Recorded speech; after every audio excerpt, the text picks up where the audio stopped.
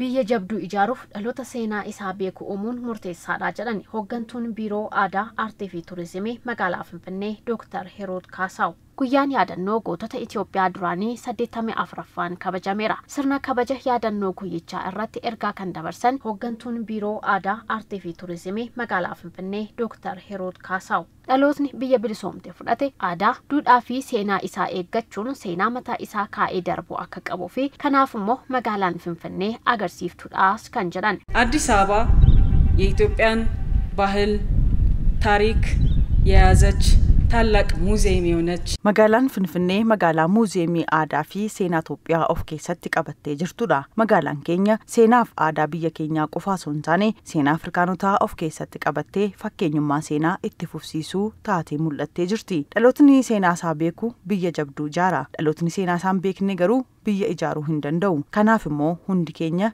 imaanaa qabnaa jechuudha. Pireezidaantiin waldaa gootota Itoophiyaa duraanii Lij Daani'el Jootenis guyyaan har'aa yeroo kabajamu injifannoo kanaan dura ture kaasuun qofa osoo hin taane hojii gara fuulduraa irratti xiyyeeffachuunidha jedhaniiru. ይህን የድል በዓል የምናከብረው የቀድሞ ጠላትና ወራሪዎቻችንን ብቻ እያሰብን አይደለም። ጉያ ያደነው har'a yeroo kabajnu weerartoota xaaliyaanii duraanii yaadataa dabarsuu qofa osoo hin taane itti gaafatamummaa akka biyyaatti nurraa eegamu baachuuf qophaa'uudhaani waldaan gootota Itoophiyaa duraaniis seenaa hin hirraanfatamne kana dhalootaaf dabarsuuf itti gaafatamummaa isarraa eegamu ni bahata. Hirmaattonni kabaja guyyichaa irratti argamanis guyyaan har'a kabajamaa jiru dhalootaaf galaa yeroo dheeraaf hojiirra oolu kan gumaachedha jedhaniiru. Kabajni har'aa kuni dhaloota waa baay'ee gumeechee of keessaa qabee jira. Iyyummaa irratti akka duulluu kakayitii guddaa duubatti gumaachee qaba. Dargaggoonis ayyaana har'aa kana oo kabaju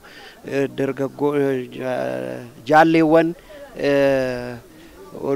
iddoo waraanatitti kufan hunda sammuu isaa keessatti reersaal gochaa yookaan isaan yaada akka ta'uu fi አርበኝነት ማለት በእያንዳንዱ ዘርፍ ላይ የሚደረጉ ለአገር የሚሰሩ ስራዎች ናቸው። ጎቱማ ጀቹን namni hundi bakkuma jirutti yookiin damee hojii isaatiin itti gaafatamummaa mataa isaa kan bahatu yoo ta'e namni sun gootadha akka laalcha kootiitti. Fakkeenyaaf barsiisonni, ogeessonni fayyaa fi kanneen biroos hojii bu'aa qabu yoo hojjetanidha gootummaan isaanii kan madaalamu. Dhalooteen kun haala kamiin iyyuu jechuudha. Haala kamiin iyyuu akkuma barumsa isaa bal'atee jiru, akkuma barumsa isaa guddatee jiru kanaani biyya kanas tokko taasisee yoo jedhe malee qoba qobaa ta'ee sanyiidhaan wal qoodee yoo jedhe kufaa ta'a.